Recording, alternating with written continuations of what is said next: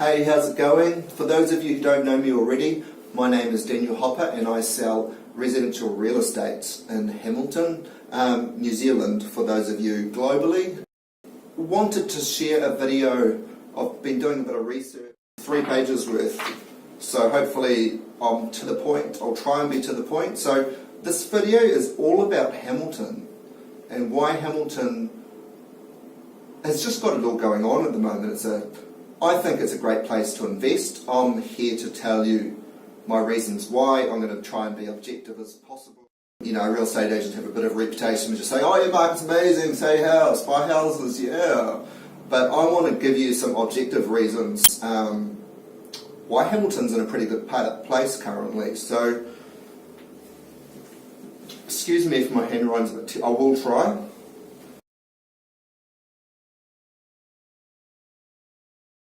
There's a vast reasons why Hamilton's growing. I will try and touch on some of the reasons for people planning to invest in real estate. So, first rule of investing in real estate is location.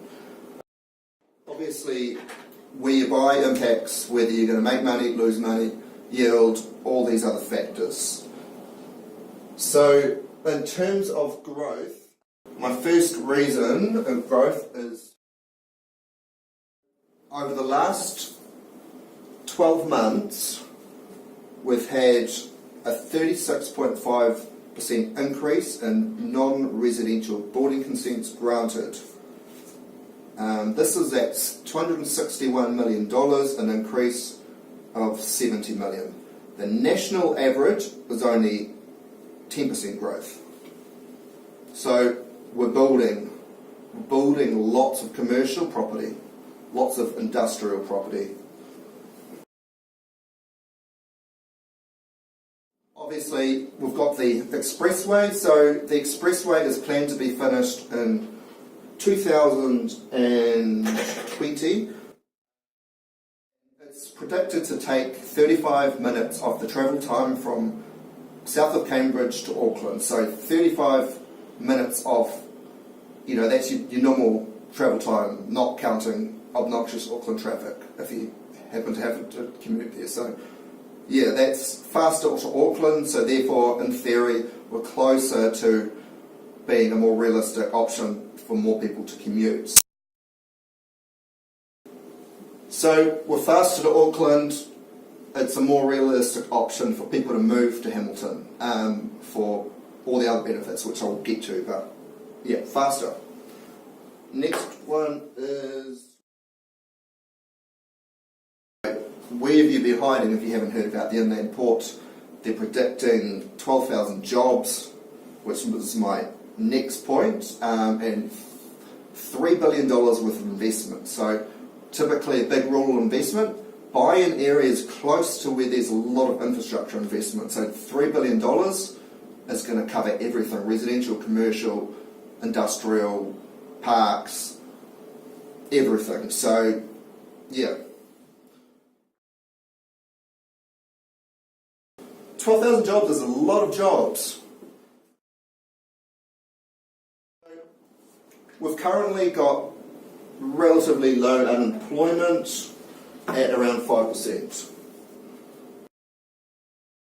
In theory, low unemployment, and we've got lots of jobs coming, so people need to move to Hamilton to take care of their jobs.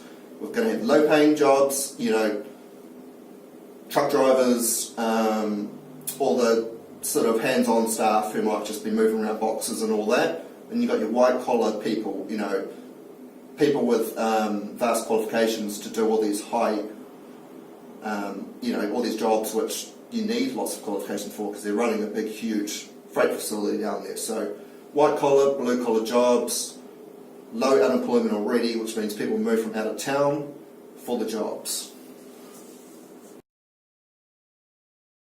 I found a random stat about vehicle. So just currently in Waikato, commercial vehicle registrations increased by 13% last year, compared to 5% nationally. So that's quite a vast amount. So obviously Jobs are good. Jobs are good for the economy. People come for the jobs. And just another point I wanted to make. So, a lot of people think, yeah, you have to go to Auckland to get a high-paying job. But it turns out that Hamilton is actually pretty comparable in terms of your average salary.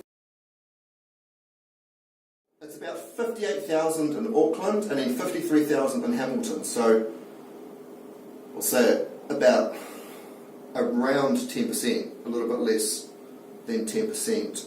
So, I think our cost of living, I don't have the exact figures for cost of living, but more high-powered jobs down there, high-paying jobs at the port. So, theoretically, that could push our median salary higher than Auckland, potentially. So, that'll be interesting to see over the next few years how that affects.